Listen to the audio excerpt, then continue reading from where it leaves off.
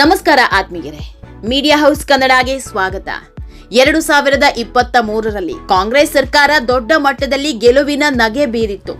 ಯಾರೂ ಊಹಿಸಿಕೊಳ್ಳೋದಿಕ್ಕೆ ಆಗದ ರೀತಿಯಲ್ಲಿ ಗೆದ್ದು ಬೀಗಿತ್ತು. ಸಿಂಗಲ್ ಪಾರ್ಟಿಯೇ ಮೆಜಾರಿಟಿ ತೆಗೆದುಕೊಂಡು ಅಧಿಕಾರಕ್ಕೇರಿತ್ತು. ಆದರೆ ಈ ವೇಳೆ ಶುರುವಾಗಿದ್ದೆ ಮುಖ್ಯಮಂತ್ರಿ ಕುರ್ಚಿ ಸರ್ಕಸ್. ಡಿಕೆಶಿ ಹಾಗೂ ಸಿದ್ದರಾಮಯ್ಯ ನಡುವೆ ಸಿಎಂ ಸ್ಥಾನಕ್ಕೆ ಪೈಪೋಟಿ ಶುರುವಾಗಿತ್ತು. ಇಬ್ಬರು ನಾಯಕರು ಕೂಡ ನಾನೇ ಸಿಎಂ ಆಗಬೇಕು ಅನ್ನೋ ಹಠಕ್ಕೆ ಬಿದ್ದಿದ್ರು. ಆಗ ಸಂಧಾನ ಸೂತ್ರವೊಂದನ್ನ ಹೆಣೆದಿದ್ದ ದಿಲ್ಲಿ ನಾಯಕರು 2.5 ವರ್ಷ ಸಿದ್ದರಾಮಯ್ಯ ಸಿಎಂ ಆಗೋದು, ಮುಂದಿನ 2.5 ವರ್ಷ ಡಿಕೆಶಿ ಸಿಎಂ ಆಗೋದು ಅಂತ. ಇದರಂತೆ ಸಿದ್ದರಾಮಯ್ಯ ಮೊದಲ ಅವಧಿಯ ಸಿಎಂ ಆಗಿದ್ರು. ಆದ್ರೆ ಸಿದ್ದು ಅಧಿಕಾರದ ಅವಧಿ 2 ವರ್ಷ ತುಂಬ್ತಾ ಇದ್ದಂತೆ ದೊಡ್ಡ ಚರ್ಚೆ ಶುರುವಾಗಿತ್ತು. ಸಿದ್ದರಾಮಯ್ಯ ಸಿಎಂ ಸ್ಥಾನ ಬಿಟ್ಟು ಕೊಡಲ್ಲ ಅಂತ. ಇದಕ್ಕೆ ತಕ್ಕಂತೆ ಸಿದ್ದರಾಮಯ್ಯ ಶಿಷ್ಯರು ಹಾಗೂ ಪಕ್ಷದ ನಾಯಕರು ತಲೆಗೊಬ್ಬರಂತೆ ಹೇಳಿಕೆ ಕೊಡೋದಕ್ಕೆ ಶುರು ಮಾಡಿದ್ರು.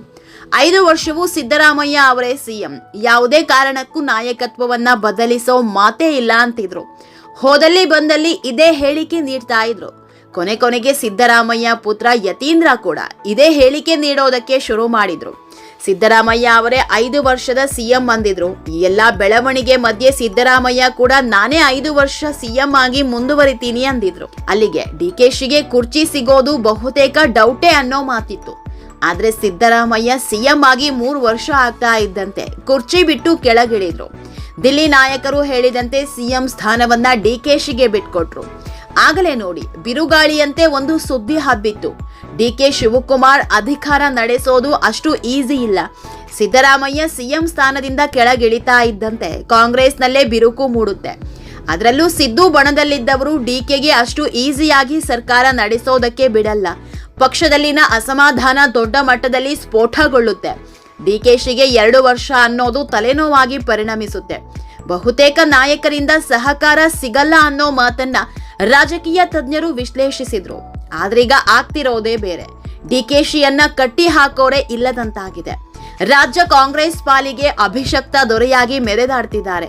ಸದ್ಯದ ಸ್ಥಿತಿ ನೋಡಿದ್ರೆ ರಾಜ್ಯ ಕಾಂಗ್ರೆಸ್ನಲ್ಲಿ ಸಿಎಂ ಡಿಕೆಶಿಯನ್ನ ವಿರೋಧ ಮಾಡೋರೆ ಇಲ್ಲದಂತಾಗಿದೆ. ಅಷ್ಟೇ ಯಾಕೆ, ದಿಲ್ಲಿ ನಾಯಕರ ಪಾಲಿಗೆ ನೀಲಿ ಕಣ್ಣಿನ ಹುಡುಗನಾಗಿ ಹೋಗಿದ್ದಾರೆ. ಹೀಗಾಗಿ ದಿಲ್ಲಿಯಿಂದ ದೊಡ್ಡ ಸಂದೇಶ ಬಂದಿದೆ.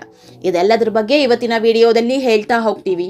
ಅದಕ್ಕೂ ಮೊದಲು ನೀವಿನ್ನೂ ನಮ್ಮ ಚಾನೆಲ್ನ ಸಬ್ಸ್ಕ್ರೈಬ್ ಮಾಡಿಲ್ಲ ಅಂದರೆ ಮಿಸ್ ಮಾಡಬೇಡಿ, ಈಗಲೇ ಸಬ್ಸ್ಕ್ರೈಬ್ ಮಾಡಿ. ಈ ವಿಡಿಯೋನ ಕೊನೆವರೆಗೂ ನೋಡಿ, ನಿಮ್ಮ ಅನಿಸಿಕೆಗಳನ್ನು ಕಾಮೆಂಟ್ ಮಾಡಿ.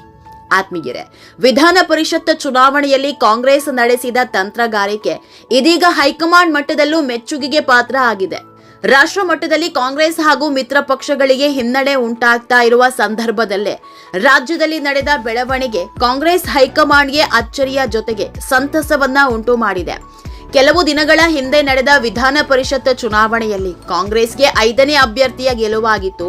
5ನೇ ಅಭ್ಯರ್ಥಿಯ ಗೆಲುವಿಗಿಂತಲೂ ಈ ಚುನಾವಣೆಯಲ್ಲಿ ಬಿಜೆಪಿ ಮತ್ತು ಜೆಡಿಎಸ್ ಶಾಸಕರ ಮತಗಳನ್ನ ತನ್ನತ್ತ ಸೆಳೆಯುವಲ್ಲಿ ಕಾಂಗ್ರೆಸ್ ಯಶಸ್ವಿಯಾಗಿತ್ತು. ಇದು ಬಿಜೆಪಿಗೆ ಒಂದು ರೀತಿಯಲ್ಲಿ ದೊಡ್ಡ ಶಾಕ್ ನೀಡಿತ್ತು. ಒಟ್ಟು 11 ಮತಗಳನ್ನ ತಮ್ಮ ಪಕ್ಷದ ಅಭ್ಯರ್ಥಿಗಳಿಗೆ ಸೆಳೆಯುವಲ್ಲಿ ಸಿಎಂ ಡಿಕೆಶಿ ಯಶಸ್ವಿಯಾಗಿದ್ರು. ಆದ್ರೆ ಯಾರು ಅಡ್ಡ ಮತದಾನ ಮಾಡಿದ್ದಾರೆ ಅನ್ನೋ ಸುಳಿವು ಇದುವರೆಗೂ ಸಿಕ್ಕಿಲ್ಲ. ಈ ಬೆಳವಣಿಗೆ ರಾಜ್ಯ ಬಿಜೆಪಿ ಮತ್ತು ಜೆಡಿಎಸ್ ಪಕ್ಷಕ್ಕೆ ನುಂಗಲಾರದ ತುತ್ತಾಗಿ ಪರಿಣಮಿಸಿದೆ. ಈ ರೀತಿಯಲ್ಲಿ ಅಡ್ಡ ಮತದಾನ ನಡೆಯಬಹುದು ಅನ್ನೋ ನಿರೀಕ್ಷೆಯು ದೋಸ್ತಿ ನಾಯಕರಿಗೆ ಇರಲಿಲ್ಲ. ಬಹುಮುಖ್ಯವಾಗಿ ಬಿಜೆಪಿ ನಾಯಕತ್ವಕ್ಕೆ ಇರಲಿಲ್ಲ. ಹೀಗಾಗಿ ರಾಜ್ಯ ಕೈ ನಾಯಕರ ತಂತ್ರಗಾರಿಕೆಗೆ ಸಂತುಷ್ಟಗೊಂಡಿರುವ ಕಾಂಗ್ರೆಸ್ ಹೈಕಮಾಂಡ್ ಬಹಿರಂಗವಾಗಿ ಏನನ್ನೂ ಹೇಳಿಕೊಳ್ಳದಿದ್ರೂ ಆಂತರಿಕವಾಗಿ ಮೆಚ್ಚುಗೆ ಸೂಚಿಸಿದೆ. ಕರ್ನಾಟಕದ ವಿದ್ಯಮಾನದಿಂದ ಅಚ್ಚರಿಗೊಂಡಿರುವ ಹೈಕಮಾಂಡ್ ಇದು ಕರ್ನಾಟಕದಲ್ಲಿ ವಿಪಕ್ಷಕ್ಕೆ ದೊಡ್ಡ ಪಾಠ ಅಂತ ವ್ಯಾಖ್ಯಾನಿಸಿದೆ. ರಾಷ್ಟ್ರ ಮಟ್ಟದಲ್ಲಿ ಬಿಜೆಪಿ ನಡೆಸಿದ ಇಂತಹ ತಂತ್ರಗಾರಿಕೆಯಿಂದ ಕಾಂಗ್ರೆಸ್ ಹಲವು ಸಂದರ್ಭಗಳಲ್ಲಿ ಇಕ್ಕಟ್ಟಿಗೆ ಒಳಗಾಗಿತ್ತು. ಕಾಂಗ್ರೆಸ್ ಪಕ್ಷದ ಮಿತ್ರ ಪಕ್ಷಗಳು ಕೂಡ ಬಿಜೆಪಿ ತಂತ್ರಗಾರಿಕೆಗೆ ಪೆಚ್ಚಾಗಿದ್ವು. ಆದ್ರೆ ಕರ್ನಾಟಕದಲ್ಲಿ ಬಿಜೆಪಿ ನಾಯಕರಿಗೆ ಶಾಕ್ ಕೊಟ್ಟು ಬೆಳವಣಿಗೆ ನಡೆದಿದೆ. ಹಾಗಾಗಿ ಇದು ಕಾಂಗ್ರೆಸ್ ಹೈಕಮಾಂಡ್ಗೂ ದೊಡ್ಡ ಖುಷಿ ತಂದು ಕೊಟ್ಟಿದೆ. ಅದರಲ್ಲೂ ಸಿಎಂ ಡಿಕೆ ಶಿವಕುಮಾರ್ ರೆಸಾರ್ಟ್ ತಂತ್ರಗಾರಿಕೆಗೆ ಮೆಚ್ಚುಗೆ ವ್ಯಕ್ತಪಡಿಸಿದೆ. 5ನೇ ಅಭ್ಯರ್ಥಿಯನ್ನ ಗೆಲ್ಲಿಸಿಕೊಂಡಿದ್ದಕ್ಕೆ ಹೈಕಮಾಂಡ್ ಫುಲ್ ಖುಷಿಯಾಗಿದ್ದು, ಹೈಕಮಾಂಡ್ ಮಟ್ಟದಲ್ಲಿ ಸಿಎಂ ಡಿಕೆಶಿ ಮತ್ತಷ್ಟು ಸ್ಟ್ರಾಂಗ್ ಆಗಿದ್ದಾರೆ. ಇದೇ ಕಾರಣಕ್ಕೆ ರಾಜ್ಯ ರಾಜಕೀಯದ ಫುಲ್ ಅಧಿಕಾರವನ್ನ ಡಿಕೆಗೆ ಒಪ್ಪಿಸಿದ್ದಾರೆ ಅಂತ ಹೇಳಲಾಗ್ತಾ ಇದೆ.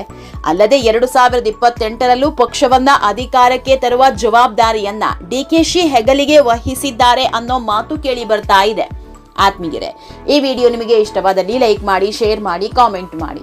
ಇನ್ನೂ ನಮ್ಮ ಚಾನೆಲ್ನ ಸಬ್ಸ್ಕ್ರೈಬ್ ಮಾಡಿಲ್ಲ ಅಂದರೆ ಮಿಸ್ ಮಾಡಬೇಡಿ, ಈಗಲೇ ಸಬ್ಸ್ಕ್ರೈಬ್ ಮಾಡಿ.